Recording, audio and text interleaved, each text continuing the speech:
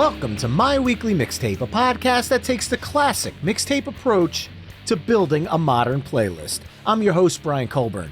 Joining me tonight as guest curator is Ben Montgomery, host of the Records Revisited podcast. Ben, thank you so much for joining me, man. What's going on, Brian? Long time no see. I know, it's been way too long. We haven't podcasted in, God, it feels like well over a year, and that's just a crying shame. Well, you've been a little busy building this new podcast up, and we're always busy with ours, so I get it. I'm glad that our paths have crossed again. Amen to that. And now I get to ask you the first time guest question. Okay. What does the word mixtape mean to you? It means the 1980s and early 90s. That's what it means. I think we perfected the art of mixtapes. I had a lot of different mixtapes back in the day, and I'm sure there's a few still out there from people that I made tapes for. I will say this. I had several mixtapes that actually were broadcast in the Middle East and also in the Persian Gulf. So one of my friends served in the Navy, and we would make him these mixtapes where Wayne and I were DJs, for instance. And it was, the call letters were KRAP. It was crap radio. And we would throw on stuff that he, of course, would not be able to get in the Persian Gulf. And he would have opportunities to play DJ for the boat.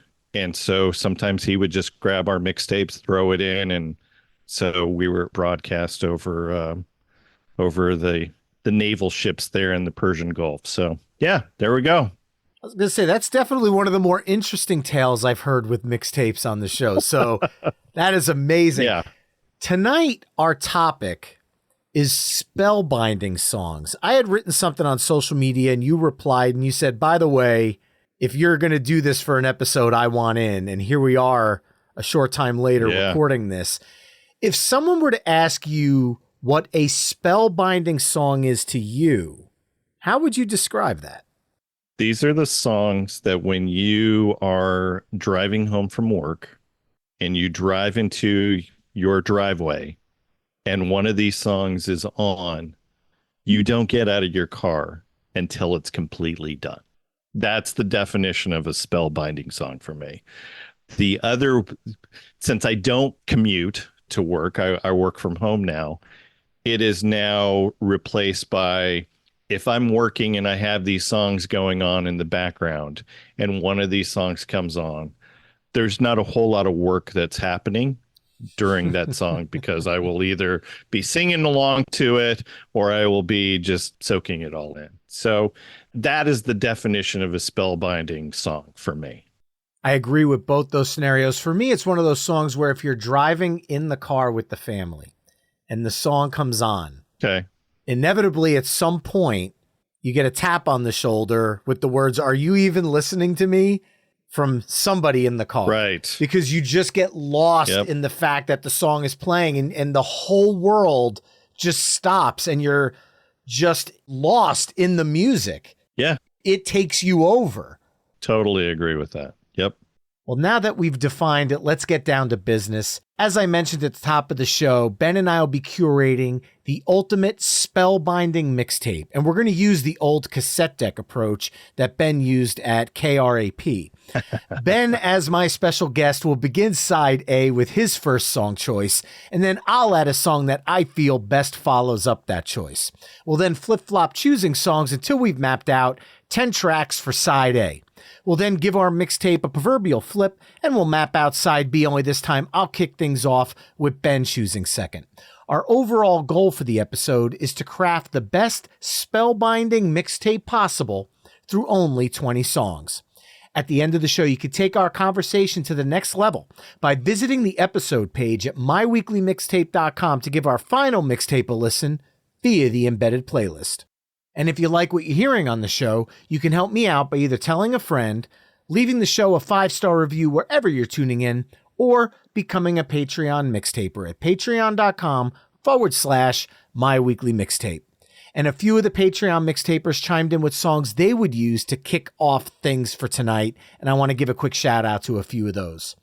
Cactus Pete chimed in saying, not sure if this fits because it's more a part of a song, but Van Halen's Dreams, the second guitar solo, then where Sammy hits the high note, and in the end, you know the part I'm talking about. I'm not going to try to hit that note right now. To the end of the synth on the song, that whole part gives me goosebumps every time. If this song comes on, I can't turn it off until it's done.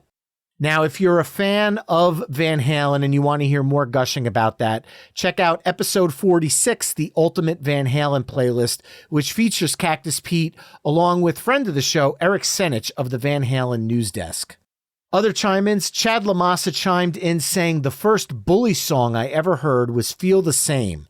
I was mesmerized and instantly fell in love with her. She quickly became one of my favorites.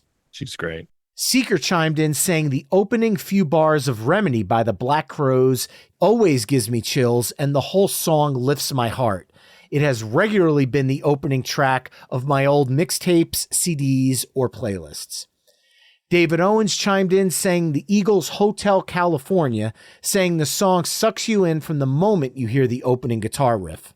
And Philip Bergman chimed in saying, the first time I heard 1,000 Stars by Kathy Young and the Innocents come on the oldie station in my car, I just stared at the radio, possibly not even blinking, just listening to it. I wouldn't leave the parking lot until the song was done. I just had to listen. Awesome picks. Ben, just like you were saying, you're in the car, you can't get out of it. We've got the Patreon mixtapers musical food for thought in the atmosphere, so I'm going to press the record button on our mixtape and turn the floor over to you. What song did you choose to kick off side A? So if you're a listener of my podcast, you know that we talk about opening album tracks, and I have just one criteria for opening tracks. It needs to punch me in the face. You need to set the groundwork for what I'm going to hear for the rest of the album. One of the greatest albums of all time is Who's Next by The Who.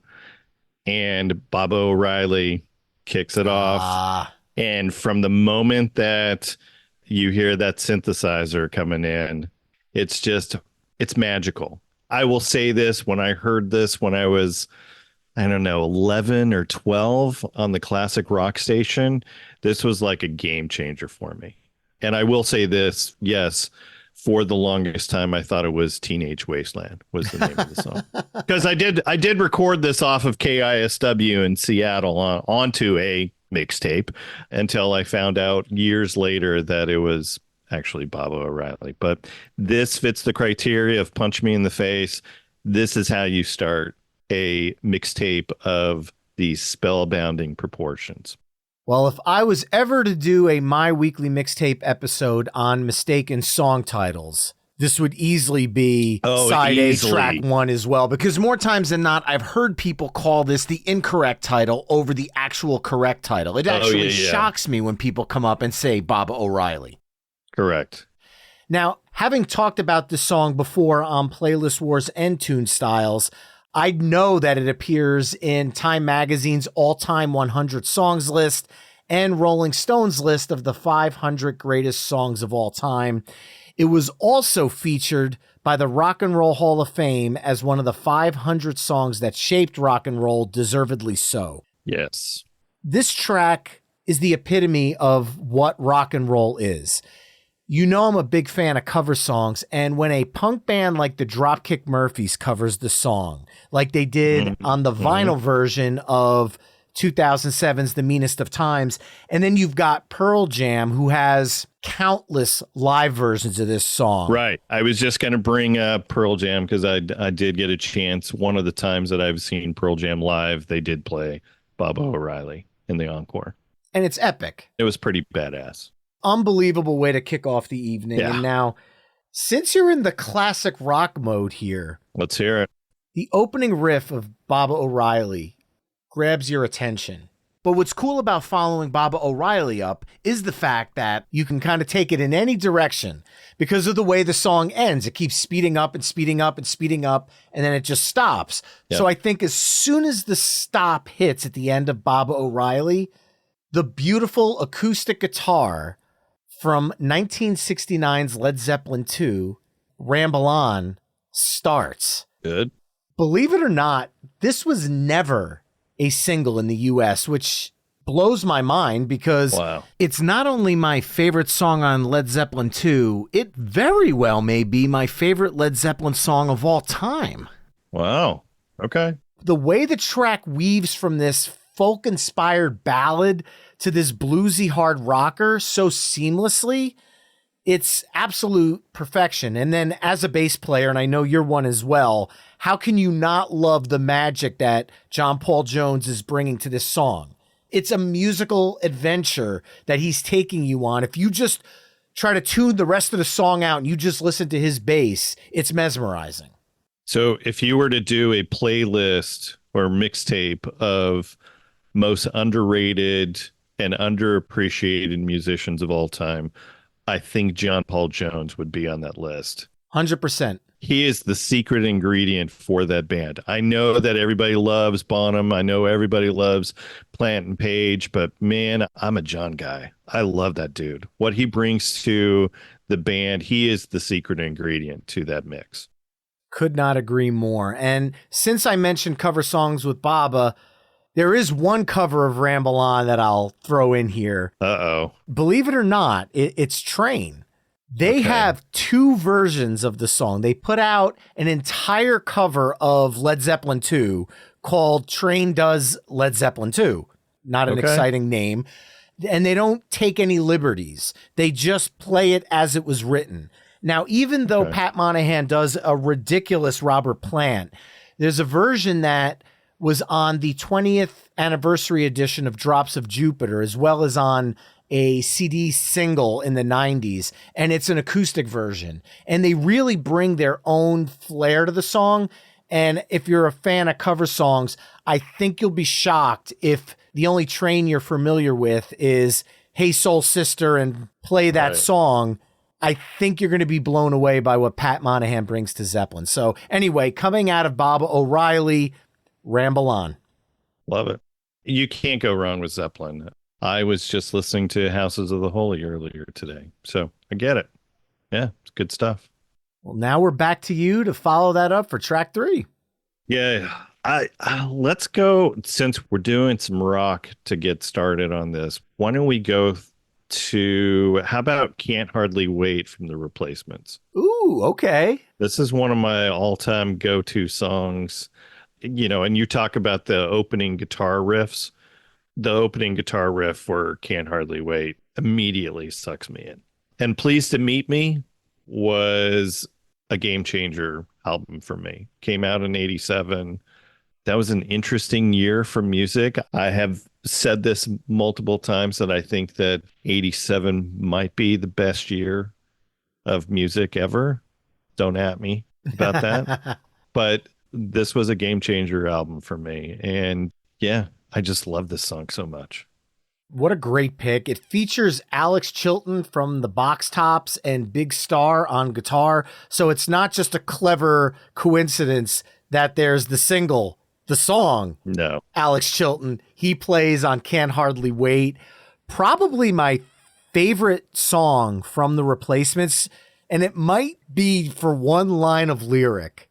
When I think of iconic lyrics, Jesus rides beside me. Never buys any smokes. Unbelievable, right? Yeah. Might be my all-time favorite Paul Westerberg lyric right there. I just love that line.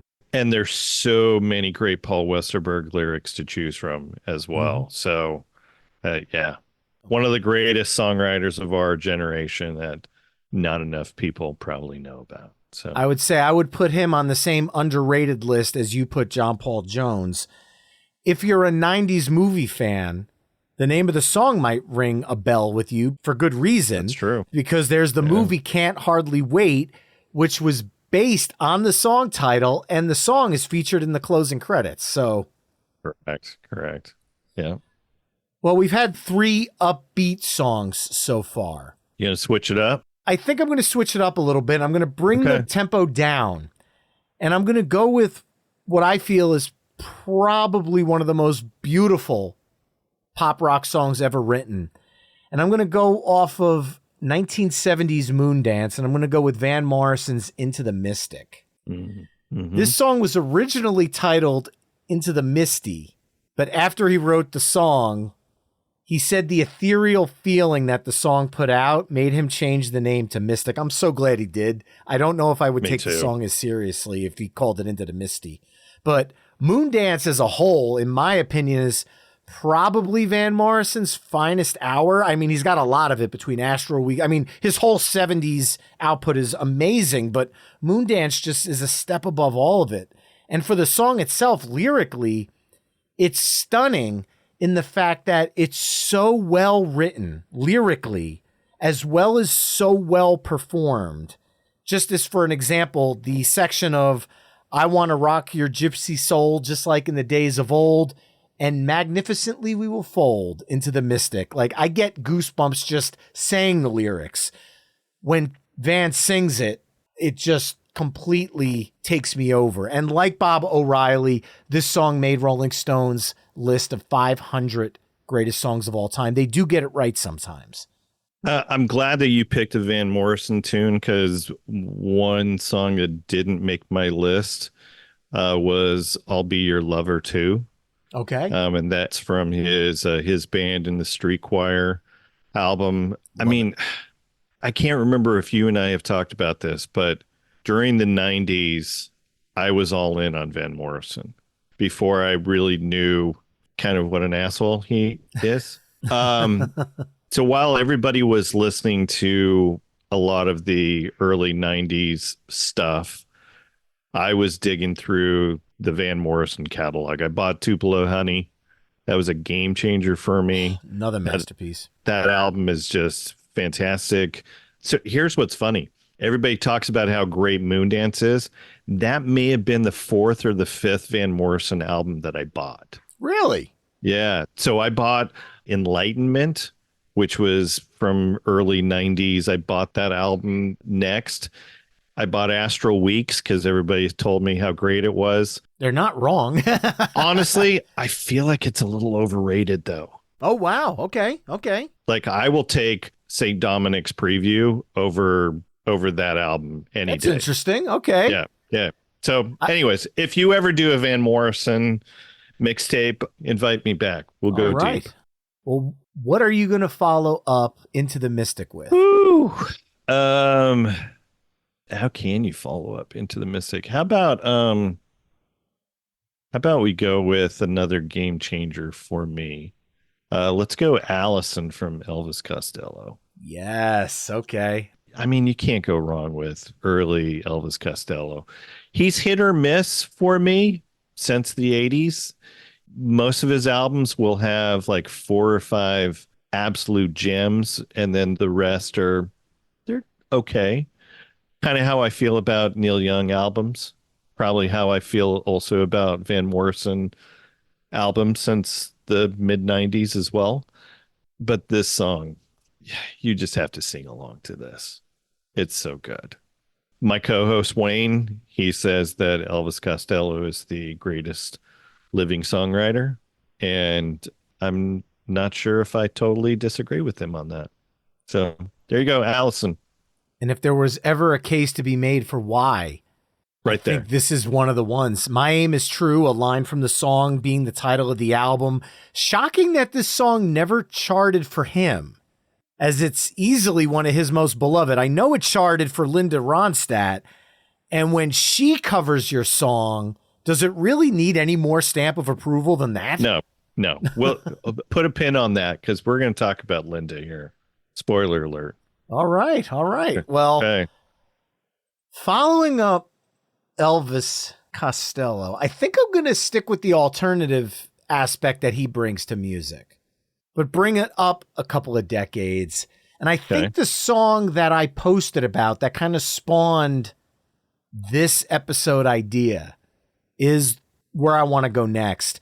Okay. And I'm going to go off of one of my favorite albums of the 90s, and maybe one of my favorite albums of all time, Counting Crows, August and Everything After. And I know where you're going. I bet you do. But while the whole album is perfect as far as I'm concerned, there's one song that resonates with me more than any other song on the album, and that is Sullivan Street. The song progression-wise, chord progression-wise, actually gives me nuances of a ballad form of Baba O'Reilly. Okay. I don't hear the song, but it gives me the vibe of that 3-chord progression, only definitely done in much more Adam Duritz style. And Maria McKee's background vocals on that song are just hauntingly undeniable. Well, you know all the songs are about Maria, right? Yes. But the big question is she the Maria? She may be one of the Marias. I was going to say, how meta would that be to have her sing on a song that's about the Maria? Right. Exactly. But I mean, Adam came out and said on Song Facts, I'm going to read a quote about this one. My last girlfriend, for the first month and a half that we were going out, her mother was living with her, and her mother's very Catholic. We couldn't spend the night together, so I was constantly making these drives in the middle of the night. Very surreal, 4 a.m, falling asleep. I really believed in the relationship, but when I was writing this song, the lyrics came out, pretty soon I won't come around. It wasn't what I wanted. I didn't want it to end, but there it was. It's about the inevitability of leaving. And I think he summed that up perfectly in that tune. Is that quote from the live recording they did that was from an interview posted on Song Facts. Was it? Okay. About the track, okay. Yeah. Yeah, because if you go to that live album that they did for August and everything after, he also talks about, this relationship that he knew was not going to go the distance. Yeah, along with the CD, there's a Blu-ray of that entire concert. Yeah. Highly recommend, if you have not seen that yet, to get a copy and give it a watch. It's amazing. Highly recommend it. Yeah, good stuff. All right, you're up next. All right, how do you follow Sullivan Street? I'm going to go, since we're talking about hypnotic songs, let's go Dancing Barefoot from Patti Smith. I guess it would be actually Patti Smith Group. Because it comes off of the Wave album from 1979. People may recognize it more because it was the theme song for the miniseries Daisy Jones and the Six that came out last year on Amazon Prime. This song is just hypnotic. And since I'm also unabashed 80s U2 fan, they have a really great cover of it. It was a B-side for When Love Comes to Town, and they do a pretty awesome job at that as well. I'm trying to remember who else covered it. I think Jeanette Napolitano from Concrete Blonde also covered this. I don't love it as much as Bono's version or, the original version, but this song, man, this one punches me in the face. I just love it so much. And you know my feeling about U2 from that infamous Playlist Wars episode. I do. Rattle and Hum might be one of my favorite U2 albums, believe it or not. I love Desire, When Love Comes to Town, and that's such a perfect B-side. Shocked me that it didn't make the actual album, because it would have fit perfectly on Rattle and Hum. Would have totally fit. Yeah, there were so many good B-sides from that era. Their version of Unchained Melody is pretty great as well. Paint It Black, they did a good cover. Yeah, they did a good cover of Paint It Black as well. I'm trying to remember all the good ones. Anyways, I'm not focused on U2 right now. So yeah, Patti Smith, again, you mentioned Daisy Jones and the Six. I think a lot of people discovered, at least a lot of younger people, discovered the brilliance of Patti Smith through that show. And that's why I love when shows pull these older songs and kind of pick them out of obscurity and give them their moment, which is amazing. And once again, a song featured on Rolling Stone's list of the 500 greatest songs of all time. I believe it's like in the 300s, but yeah, it's there. So following that up, Patti Smith is an interesting voice to follow up. I'm going to lean into it and go to one of my cover songs because I'm a big fan of cover songs. Okay. And when you cover a band as iconic as the Rolling Stones, you better bring something to it to make it special. We just talked about U2's version of Paint It Black, and that's good. It's good. It's definitely good. However, the Sundays cover of Wild Horses from 1992's Blind is stunning. One of my favorite voices of all time is Harriet Wheeler. She has such a unique, innocent voice. It's just so perfect. And I'll just go ahead and say it. Wild Horses by the Sundays is one of those covers that I love more than the original. And don't get me wrong, I love the Rolling Stones version. Yeah. But the version from the Sundays is just on another level. And then 4 years later, the whole world realized its brilliance when it was used in the movie Fear with Mark Wahlberg and Reese Witherspoon. I've never seen that. I mean, it's by no means a masterpiece of cinema, but I remember in the 90s, it had its moment in the sun and everybody was talking about it. And once the movie was out there, they started talking about the Sundays cover of Wild Horses within the movie. And then everyone started seeking this song out. And I'm going, where have you been? Yeah. So Wild Horses following up Dancing Barefoot. Okay. Well, I was contemplating using the Sundays Here's Where the Story Ends in the playlist, but we won't do a repeat of artists, so I'll find something else in its place. Since we're talking females covering great songs, let's go with one of my favorite singers of all time, Linda Ronstadt. How about we switch it up and make it a little bit happier, I guess? Her cover of Little Feat's Willin'. Yeah. So you just talked about how Harriet owns that song, Wild Horses. Linda owns so many of the songs that she has covered. I was just listening earlier today to Blue Bayou. That's her song now. Tumbling Dice? Tumbling Dice, talking about Rolling Stones. Two women owning the Stones. Oh, absolutely. And this will get some vitriol. I like Linda's version of Tumbling Dice way more than I like the Rolling Stones version. Mine's not way more, but it's definitely way more. Wow. Okay. Yeah. And of course, I'm a big Zevon fan. So anytime that Linda has covered any Zevon songs, I won't say that I love her versions more. Like, she takes some liberties on lyrics for like Poor, Poor, Pitiful Me, which I want to hear Zevon's original lyrics for that. Mm-hmm. But Linda's the best.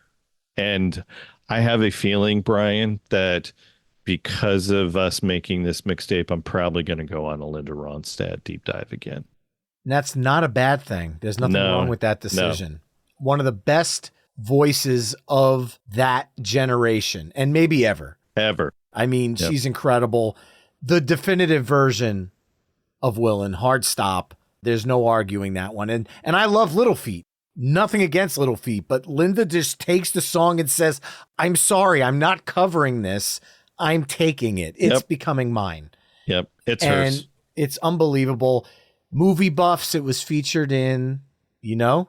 I don't know. The Abyss, 1989, James Cameron movie. Oh, I haven't seen that since 1989, so I have no idea. This was pre-Terminator 2 James Cameron. Yeah. And that was still a big movie, though. I definitely remember that being big for that year. Yeah, it was. That was a good movie. Well, there's no way I'm topping the last 3 female voices we've put into this fold here. Okay.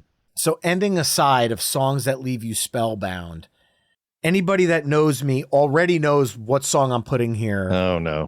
Okay. There's no question what song will close my side A of a spellbinding playlist, and it's my favorite song of all time, Paul Williams, as sung by Kermit the Frog, Rainbow Connection, from 1979's The Muppet Movie soundtrack. This is one of the first albums I ever owned. My father worked multiple jobs when I was really young, and my mom would always sit with me on the floor in the living room, and we'd put on music and listen to albums, and I always wanted to put this one on. And one of my first actual memories of life is sitting in her arm listening to this song. This song means more to me than I could ever explain. I have 2 sealed copies of the Muppet Movie album hiding and waiting for each of my daughters to get married one day because they will be receiving the album on their wedding day, because that is the song we are dancing to, because it is the song I danced with my mom to at my wedding. And she made me promise. She's like, whatever you do, I don't think I could handle Kermit. And I said, I promise you, we won't start dancing to Kermit. I think it was my exact words. And we didn't. We started dancing to Kenny Loggins' version of the Rainbow Connection. Yeah. However, I'm an audio editor. Yes. So at the end of the first verse, I crossfaded the two songs. And as soon as she heard the banjo, it was water. And everybody in the room knew what was about to happen. And I just love this song so much. It puts such a smile on my face every time I hear it. I'm almost welling up just talking about it. So It's just such a timeless song. And Paul Williams is such an amazing songwriter. So I feel like that fits in with this side more than the voice of Kermit. It's the brilliance of Paul Williams' songwriting. Yeah. And Paul, if you're listening, I'm pretty sure Brian wants you on his podcast. I'd say that's a pretty heavy given. Yeah. Yeah. Definitely. Yeah. Well, there you have it, folks. Side A of our Ultimate Spellbinding Songs mixtape, which kicked off with The Who's Baba O'Reilly, Led Zeppelin's Ramble On, The Replacements' Can't Hardly Wait, Van Morrison's Into the Mystic, Elvis Costello's Allison, Counting Crows' Sullivan Street, Patti Smith Group's Dancing Barefoot, Sunday's Wild Horses, Linda Ronstadt's Willin', and Paul Williams, a.k.a., or not AKA in this one, but as sung by ASA, Kermit the Frog, Rainbow Connection. Head over to myweeklymixtape.com to hear all the songs we've discussed in this mix through the playlist embedded on the episode page. Now, Ben, before we flip things over to side B, why don't you let the listeners know a little bit more about Records Revisited? Yeah, Records Revisited podcasts. Just go out and do all the socials.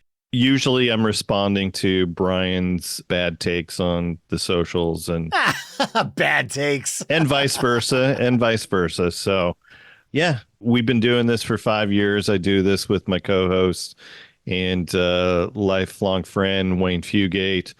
So there you go. All right. I'm so terrible at promoting myself these days. You've probably said the spiel so many times. So many times. I'm just like, whatever. Yeah.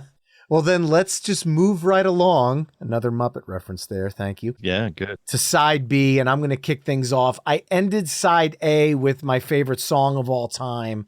I'm going to start side B with my favorite artist of all time. And this is something that you and I have talked about many, many times across both of our collective shows. Right. And I purposely didn't have in my arsenal any of this guy's songs because I knew you were going to pick something. Yeah, there's just no way I was getting through this episode without it.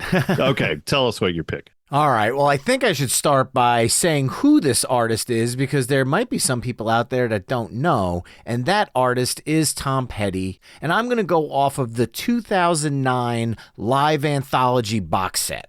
I normally don't do live versions, but when he recorded Learning to Fly with Stevie Nicks in a acoustic ballad version at the 2006 Bonnaroo Music and Arts Festival, it blew my friggin' mind. The original is one of my top 10 all-time favorite Petty songs, but this live version, stripping it down to its core and just this beautiful Benmont Tench piano throughout the song, and then just a stunning solo, Stevie Nicks harmonizing background vocals. You've got this beautiful picking that Mike Campbell's doing over Petty's acoustic guitar, the vocal harmonies. It brings the song down to its core, and at its core, it's just an amazing Petty song. And at the end of the song, the whole crowd is just singing the chorus over and over again. And Tom is almost doing this preacher sermon over the song. It's just such a beautiful moment. There's actually a video that I'm going to embed at the episode page at myweeklymixtape.com of the Bonnaroo live feed performance. Bonnaroo has it up on their YouTube site. It's just a beautiful, amazing performance. There are so many Tom Petty songs that leave me speechless, but this one is just on another level. Yeah, it's good. I mean, we could talk for hours about different Petty songs. And I was about to say, if you look up between our collective shows in the past, I think we have talked for collective hours about Tom Petty. We have definitely. Yeah. If I had to pick any Tom songs that leave me spellbound, Crawling Back to You would be on that list. Wildflowers. I mean, Wildflowers is just splendid and has all sorts of different songs that have left me spellbound over the years. Room at the Top is another one of those songs that would make my list. I was teetering between this live version of Learning to Fly and then throwing a curveball and doing I Forgive It All from Mudcrutch 2. Interesting. When he passed and I listened to that album again, that song I was frozen. It felt like a goodbye from him. It just pulled my heart out. And every time I hear it now that he's gone, it hits just so much harder. God, I hope there's more in the vaults because I can never get enough Petty. Yeah, me too. All right. Well, my pick, I'm going to go back to the 80s. So I'm going to go Tears for Fears. Everybody Wants to Rule the World. All right. I know it's probably like not a real out there type of pick, but this song just gives me the feels. And I've probably legit heard this song thousands of times. And it still gives me the feels. So there you go. I don't have anything else wonderful to say other than it just gives me the feels. Like I'm getting goosebumps just thinking about the two different times I've seen them live and when they did this song. And it's a song that just means a lot to me. Like I remember the very first time that I heard this song on MTV and I was just mesmerized. So there you go. Tears for Fears. 1985 Songs from the Big Chair. I've had this vinyl for many, many years. So good. I have a little bit of PTSD from this song, though. Uh-oh.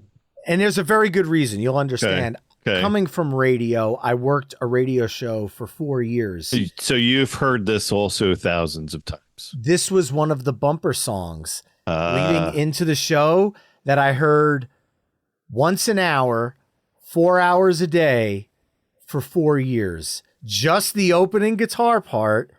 And I loved the song, but the first 15 or 20 seconds, I'm waiting to hear a voiceover. Well, hopefully Roland and Kurt have made some money off of lending that soundbite out. So. That was way above my pay grade, but I am sure it happened because there were consultants involved with the show and they were looking for the 80s demographic. And when I played that song the first time, they're like, this is perfect. And I'm like, awesome. I love this song. 2.5 years into it, I'm like, why did I pick this song? Because I love the song, but I have to literally fast forward over the first 20 seconds and get to the vocals. Yeah. Sorry. No, it's not your fault. It's mine for picking it originally. But following that up, I'm going to jump 20 years, I think. And I'm going to go with another thing where the opening guitar grabs my attention. And this song also has a little bit of a story for me. But this is an artist that I think might be a little divisive with listeners because some people, as soon as you say the name, they immediately go, oh. But hear me out. John Mayer. I actually love his music. I love him as a songwriter, and I think he's a ridiculously good guitar player. And one of the albums that made me a fan was 2005's live album, Try. Yeah. With the John Mayer Trio. I mean, Jesus, you're dealing with Pino Palladino and Steve friggin' Jordan. Yeah. Like that trio is just bonkers. It's insane. And they bring it to the songs. And the song that I chose was from that album, but believe it or not, a year later, a studio version was recorded for Continuum and not included on the album. It was only included as the B-side to the Waiting on the World to Change single, which was the first thing I bought when we were in North Carolina visiting friends. My wife and I got the CD and we heard Waiting for the World to Change, followed by Good Love Is on the Way. And when that song ended, I knew the original from Try, but the first time I heard the studio version, we were driving up Route 95 from North Carolina, heading to New Jersey. I think when I played the song, I think it was when we got to double digits in a row. My wife turned to me and she said, "Are we going for a dozen? Is that your cutoff?" I'm like, "We're going for a baker's dozen." And then we pulled it out and went to something else. That recording is just so amazing. And unfortunately, it's not on streaming. So I will use the version from Try on the playlist, but I'll probably embed the studio version on the episode page as well, because it's just some of John's best songwriting. Shocked it didn't make Continuum, because that would be my high score in Records Revisited speak. Yeah. We've done an episode on Try. Oh, and you also did an episode on Continuum, because that was the first ever episode of Records Revisited that I heard. There you go. There you go. All right. Yeah, we've done a couple of Mayer albums. He's not my favorite guy in the world, but I'm with you. I think he's a very underappreciated guitarist and a very underappreciated songwriter as well. So, yeah. I'll tell you right now, if Try was his first album and not Room for Squares with Your Bodies of Wonderland, people would have seen him a whole lot differently. I think you're right. Yeah. I don't know how to follow that. All right. Thanks for tuning in, everyone. Yeah, let's just do this. Since you went crazy with going from Linda Ronstadt to Kermit, let's go John Mayer to the Smiths. That's a pivot. Yeah, so let's go There Is a Light That Never Goes Out. That was a game changer for me. When I first heard this on MTV in 87, I guess it was 87, 86, 87. I want to say 86. But it blew me away. And I had already known the Smiths. I had a copy of Meat is Murder. So it wasn't like I had no idea who Johnny Marr and Morrissey were. But this song just ramped it up another notch for me. This is one of those songs that when I got the album and brought it home from Tower Records and I started playing it on my record player, and my co-host Wayne was living with my family for a portion of our senior year in high school. And he was like, "What is this?" And both of us were just spellbound. So since we're talking about the definition of spellbinding, this song is spellbinding for both of us. And it's still a song that, again, going back to the Tears for Fears thing, I've probably heard 1,000 times and I never get sick of it. Never. I love it so much. As do a lot of people. Once again, Rolling Stones, 500 greatest songs of all time. Another choice from that. Yeah. Maybe it's the bassist in me, but Andy Rourke's bass playing on this track has always been the driving factor to me. Andy Rourke's great. Yeah. I feel like his bass line truly elevates the song, and just saying that guts me that we lost him in 2023. Just an amazing player. In my humble opinion, you picked the pinnacle of the Smiths and Morrissey, so I love the fact that you chose this one. Okay. Meat is Murder is a great album, but this song it's just, yeah. Yeah, next level. 100%. Yep. And I think I'm going to bring us down now a notch. Even more than Morrissey has brought us down? I was going to say lyrically, Morrissey brought things down. Okay. I'm going to bring us down musically, down to a piano. Okay. And lyrically, it's going to start bringing us up. Well, I'm going to bring you down then for the next song. The song that I chose is one of the most hauntingly beautiful songs I've ever heard in my entire life. Every time it comes on, I get instant goosebumps, a lump in my throat, and somebody starts cutting onions or something. I don't know what's happening, that there's always onions being chopped when this song plays, but yeah. From 2019's Daylight, I'm going to go with Grace Potter and Release. Okay. This song is so vulnerable, so real, and the production is so stripped back. It's literally her and a piano. It adds this element of self-reflection to the song. And this is the kind of song that you don't need a big production, because her voice and the piano portray exactly what the song is meant to portray. That being, as Grace put it, letting go of grief and pain in order to forge a better way forward. Which, for a lot of people, me included, letting go is one of the hardest things to do. Yeah. And for someone that does struggle with anxiety, she captures that struggle in this song, even though it's based lyrically, it sounds like on a relationship. You can take the lyrics and kind of put it to whatever meaning you want. And for me, her voice, the arrangement, just everything about this song is just so friggin' perfect. It's the reason I love Grace Potter as a musician and as a songwriter. And anytime I talk to somebody and I'm like, I want to introduce you to Grace Potter, I go right to this song. Because if it doesn't stop them the way it stops me, Grace Potter might not be an artist for them. Yeah. So I went with Release. Yeah, I'm not a big Grace Potter fan, and I don't know why, because she's kind of in my wheelhouse. But yeah, I need to listen to more of her. I wasn't totally familiar. I guess I kind of know this song.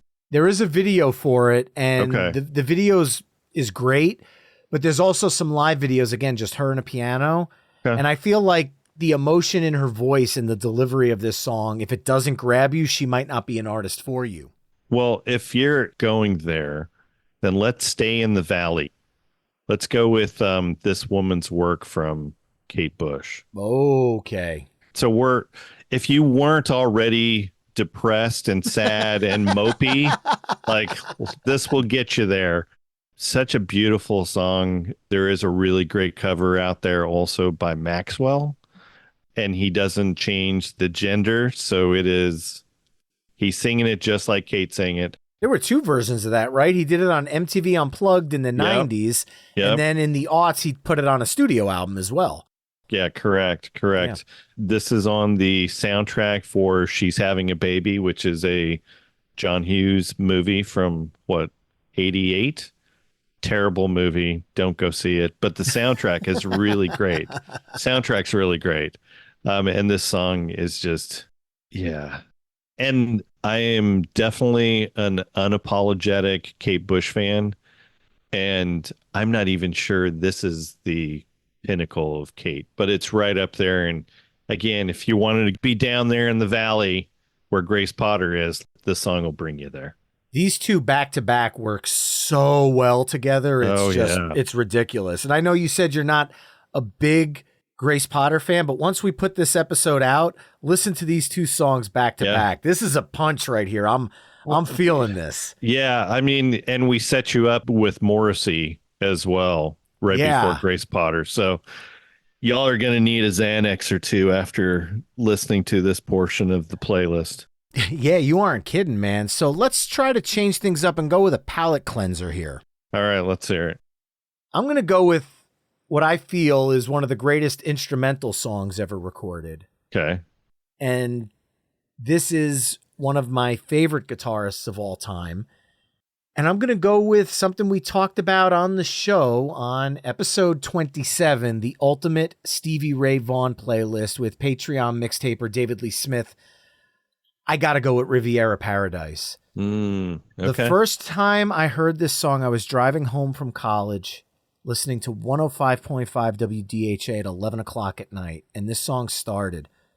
And 7 minutes later... I was going to say, did they play the whole dang thing? The whole Because it's song. like 8-minute song, right? Yes, in its entirety.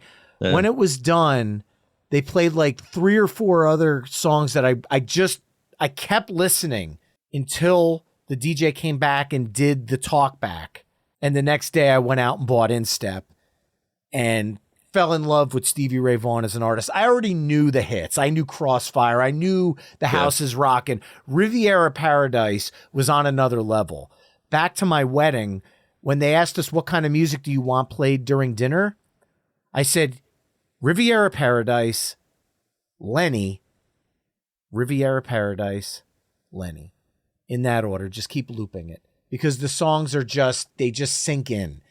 And I can't say enough wonderful things about what he does in this song, the way he plays it. It's jazzy, it's rock, and it's blues all in one. And it's the last song on his last album on this earth. Count all the posthumous releases he's had. Yeah. This was his musical swan song, so to speak. And what an amazing one it was. So Stevie Ray Vaughan's Riviera Paradise. I was just looking at I have the box set, Nice. and I was looking to see if it's on there. It's not. I don't see it Ridiculous. on there. Yeah. I mean, that's a huge omission. So since we're talking about the songs that stop you in your tracks, let me just give a little story on Stevie Ray. When I was first married, I was an assistant manager at a Sam Goody in Spokane, Washington. We opened up the store at a brand new mall. So we had all of these people from Minneapolis that had come to unpack the semi truck to help us get the store all set up. And we all took turns picking something on the stereo or the DVD player because we had television screens all around the store. One of the guys picked a Stevie Ray Vaughan live recording. I'm trying to remember which DVD it was, but it would have been 96, 97 when it came out. We're all wheeling our stuff into this store, and I kid you not, there was like 8 or 9 of us who were unpacking the semi, and every one of us stopped. We got in the door. Stevie Ray is going on. I think it was his version of Little Wing, which is just Ridiculous. amazing. How do you even top Jimi Hendrix? Stevie Ray did. And all of us stopped. Like, we all got in the door and we finished watching Little Wing. And then once it was done, we all went about our business again. But that's what we're talking about. These are songs that stop you dead in your tracks because they're so good. So, all right, I'll get off my soapbox. Soapbox away. What are you going to... Now we've taken it down, and now we've had 8 minutes to clear our mind from the onslaught of the Smiths, Grace Potter, and Kate Bush. How are we coming out of Riviera Paradise? Yeah, let's go a little upbeat. So I'm going to... You know that I'm a big Gaslight Anthem fan, so I'm going to choose 45. That's my go-to Gaslight Anthem song. I think that gets us a little bit out of our doldrums here. It's a rocker, even though I guess it's a sad song. It's a breakup song, but just the play on words of, flip the record over. It gets me every time. And Wayne and I had the opportunity to see Gaslight Anthem last year. This was the song that they closed out the set, and it was just, that's how you do it. You leave the people wanting more, and closing your set on 45, that freaking did it. Amazing song. Anyways, Gaslight Anthem. Going back many, many years, my wife and I lived near a club in Garwood, New Jersey. Okay. Yeah. And one night I saw online Brian Fallon was playing a solo show there. Sold out within seconds. Sure. Absolutely. However, Brian came out on stage and said, yeah, it's actually not a solo show. Oh. Gaslight Anthem came out and did a whole set for this tiny little place that I've played hundreds of times over the years. Love the place, love the venue. Crossroads, Garwood, New Jersey. They've had Frank Turner's gone through there even recently. It's just a great venue. Yeah. One of the small local New Jersey venues. And they just surprised everybody and did a Gaslight Anthem show. You picked my favorite Gaslight Anthem song from my favorite Gaslight Anthem album. So major kudos to that. Brian Fallon's a poet on this track. Taking a love story and turning it into a musical metaphor. You're speaking my language, man. Like that just hits right where it needs to be. I love Handwritten all the way through, but I highly suggest if people go out to buy it or stream it, whatever you do, grab the deluxe version because there's a cool cover of Tom Petty's You Got Lucky on that one. There is. You knew I was going to bring that up. Oh yeah. Of course you were going to bring that up. As if I needed a reson to like Gaslight Anthem more. Right. They cover Tom Petty and they do it well. Come on. And when he does his little collaboration, The Horrible Crows, he also mixes in, and I'm trying to remember which song it was. Never Tear Us Apart by NXS. He does that as well, but he also does Pictures of You from The Cure. Really? Yeah. All right. I haven't heard the Cure one. That almost made the Cure's version, of course, almost made my list here, but we'll save that for the next mixtape. All right. Well, you've got this punk thing going. Okay. And I've got one song left. So I'm going to see your punk, but I'm also going to see this vibe that we've kind of put together. This is a little bit more of a reflective, little downside, little more end of the night kind of driving home music. And I'm going to take a punk song that incorporates both. Okay. I'm going to go from 2002's Drunken Lullabies. I'm going to go with Flogging Molly, If I Ever Leave This World Alive. If there's a song that's both gut-wrenchingly heartbreaking and joyful all at the same time, I get that oxymoron makes no sense.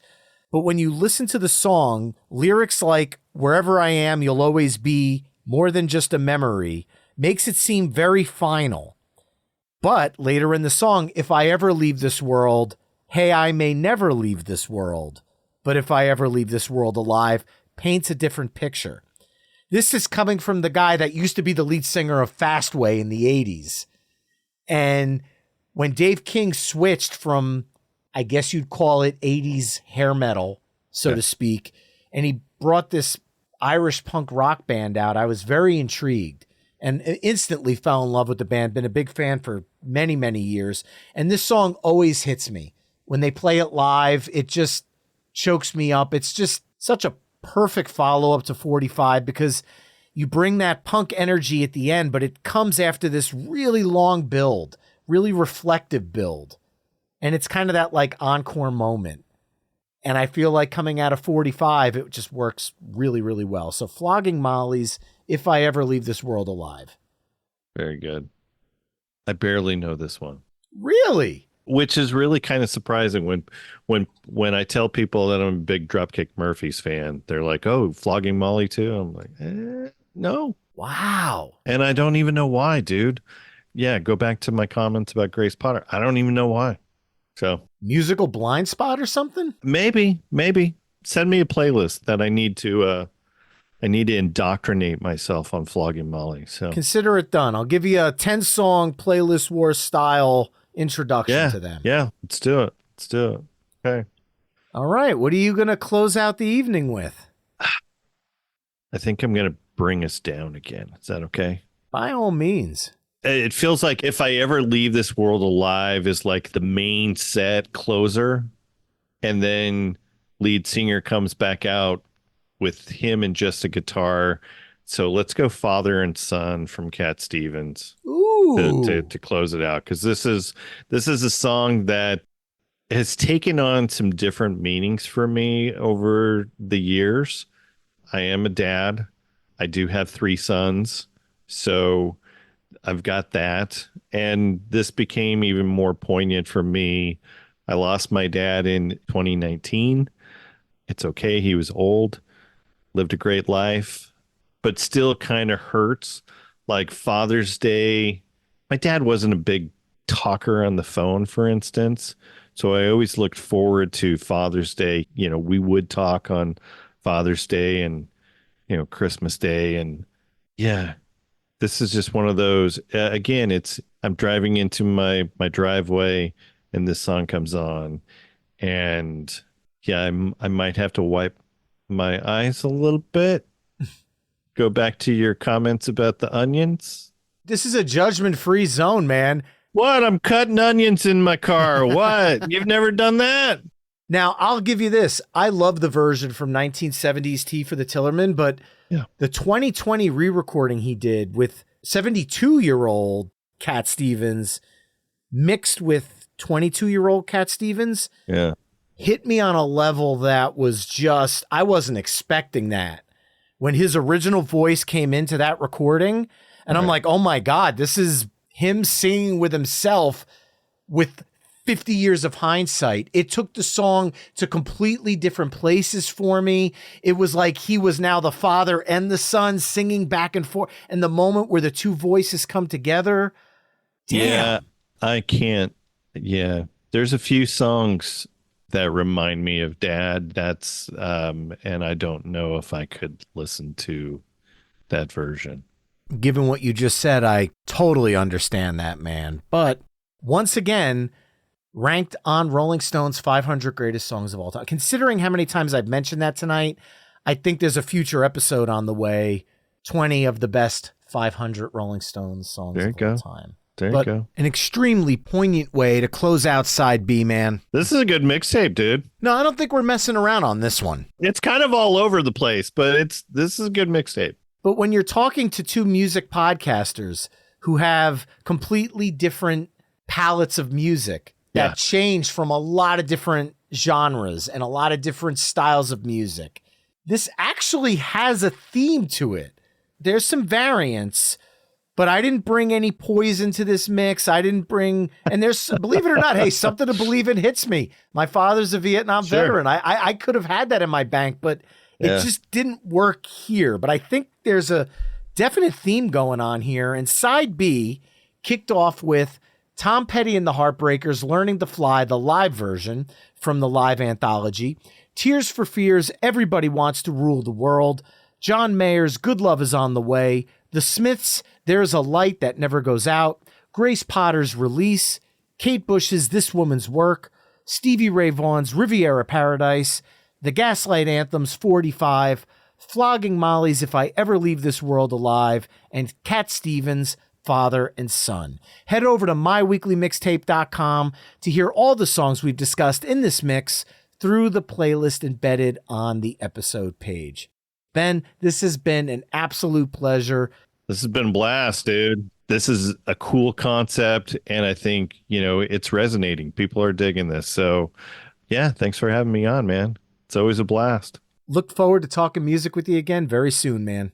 And remember, you could find My Weekly Mixtape on almost all the social media haunts at My Weekly Mixtape. You can also head to myweeklymixtape.com to check out the full catalog of My Weekly Mixtape episodes. And if you like what you're hearing on the show, you can help me out by either telling a friend, leaving the show a 5-star review wherever you're tuning in, or becoming a Patreon mixtaper at patreon.com/My Weekly Mixtape. That's all for this week. Thanks again for listening. And until next time, enjoy the tunes.